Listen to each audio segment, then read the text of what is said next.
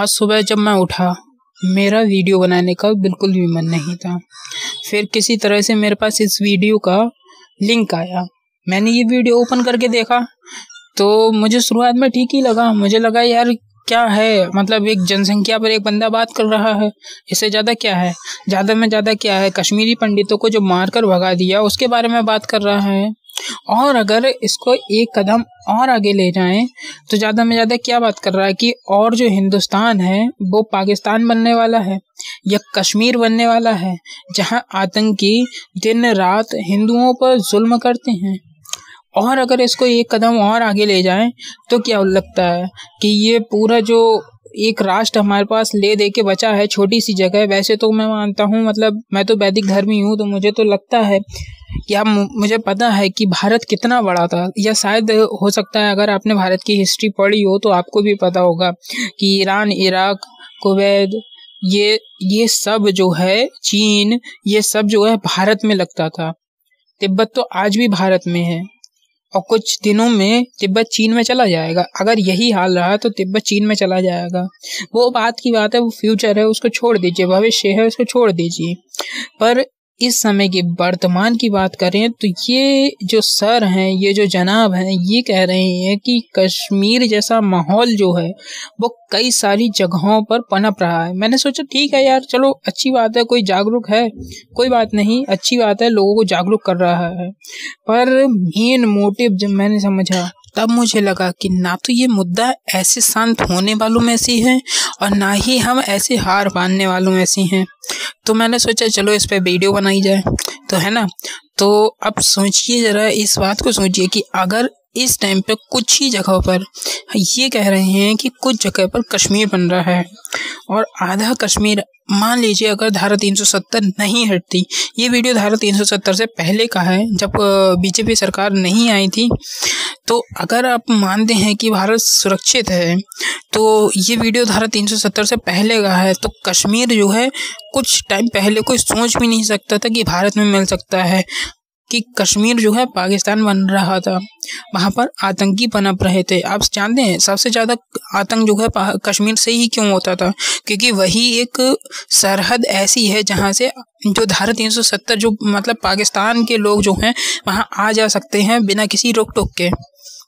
एक तरह से बिना रोक टोक के ही आ सकते हैं, क्योंकि उन पर धारा से वो जगह अलग हो गई थी। धारा 370 के तहत वो जगह अलग थी, वहाँ के कानून अलग थे, तो इसलिए वहाँ कोई रोक टोक नहीं थी। क्योंकि महबूबा मुफ्ती तो करती नहीं ऐसा, क्योंकि उन्हें तो अपना बैंक वोट बचाना था, और अगर वो करती तो उनका पूरा जो वोट बैंक था वो ख़त्म हो जाता, क्योंकि वहाँ के लोग फिर इन्हें वोट देते ही नहीं। तो इसलिए जो है ना तो इन्होंने हिंदुओं की सुनी और ना ही जो है वहाँ के हिंदू इतने इस काबिल रह गए थे कि कुछ कर पाते। तो इसलिए उन्हें मजबूरी में भागना पड़ा वहाँ से।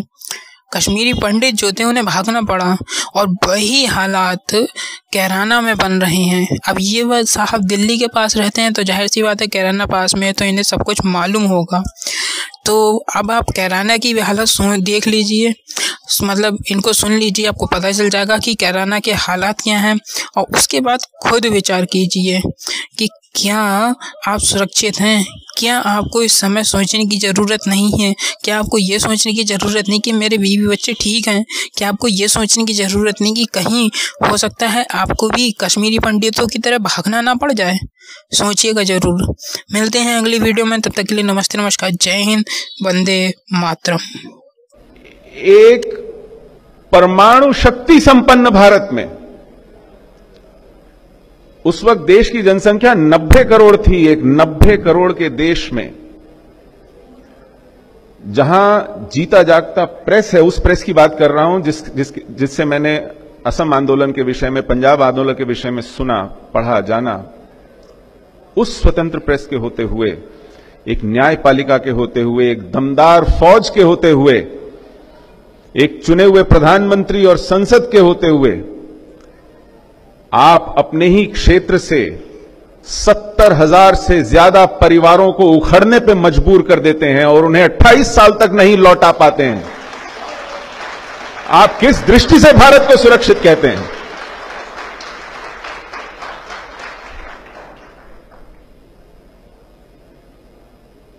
अभी हाल में पता चला कश्मीर देश के कम से कम 500 जगहों पर पनप रहा है। भटकल में 95% से ज्यादा जनसंख्या गैर हिंदू है। ये संदीप बताएंगे, इनके पड़ोस में है भटकल। मेरे पड़ोस में अब दिल्ली में रहता हूं तो कैराना है, 10% से कम जनसंख्या हिंदू है। आप चुनावों से पहले ये हुकुम सिंह की पतंगबाजी कह सकते हैं कि ये यूपी के चुनाव जीतने के लिए शगुफा था, लेकिन मान जाइए 2011 के सेंसस के हिसाब से 18% जनसंख्या बची थी। अब क्योंकि सेंसस तो 10 साल में एक बार होता है, चुनाव थोड़ा ज्यादा फ्रीक्वेंटली होते हैं, तो आप इलेक्टोरल रोल्स में जब देखने जाते हैं, वोटर ढूंढने जाते हैं, तो आपको अंदाजा हो जाता है कितने घरों पे ताला है, कितने मतदाता बचे हैं, कौन से वर्ग के हैं, किस जाति के हैं। ये सब हिसाब किताब बहुत जरूरी होता है चुनाव में। 7% जनसंख्या बची है कैराना में, दिल्ली से 100 किलोमीटर दूर भी नहीं है, एज द क्रो फ्लाइज। वहां कोई 370 भी नहीं है कि आप कहें कि साहब पाबंदी है, आप जगह नहीं खरीद सकते, मकान नहीं खरीद सकते। आप जिस असम की बात कर रहे हैं, मैं वहीं बारपेटा चले जाइए, ग्वालपारा चले जाइए, धुबरी चले जाइए, नौगांव चले जाइए, 70, 80, 85, 90% तक ये जिले हिंदू विहीन हो चुके हैं। और जो बचे खुचे हैं वो औने पौने में अपनी जमीन, दुकान, मकान, खेत बेचकर किसी निरापद जगह जाने की कोशिश में, जुगत में हैं। यही हाल पूर्णिया में है, यही हाल किशनगंज में है, यही हाल 24 परगना में है, यही हाल मुर्शिदाबाद में है, यही हाल मालदा में है। हां, ऊपर ऊपर से आप देखें तो अच्छा है, देश में टेस्ट मैच हो रहे हैं, वनडे हो रहे हैं, टीमें आती हैं जाती हैं, जयपुर में जयपुर डायलॉग्स हो जाता है। लेकिन इसी जयपुर में 2 महीने पहले हजारों की भीड़ जमा हो गई थी। किनके लिए? रोहिंग्या को इस देश से मत निकालिए। एक थाना फूंक दिया गया था, 5 दिन कर्फ्यू था इस जयपुर में। हम जब लाखों लोग कश्मीर से निकाले गए, मुझे नहीं पता कि कहीं पे कोई जलसा हुआ हो, कहीं कर्फ्यू लगा हो, कहीं विरोध हुआ हो, कहीं कोई थाना फूंक दिया गया हो। और जिन लोगों ने यह काम जयपुर में किया, उन लोगों से आप बताइए कि नक्शे में बर्मा, म्यांमार कहां है, उसमें रखाइन स्टेट कहां है, रोहिंग्या किस चिड़िया का नाम है, यह कोई दवाई है या सब्जी है, नहीं बता पाएंगे। किस दृष्टि से आप इस देश को, इस समाज को निरापद मानते हैं?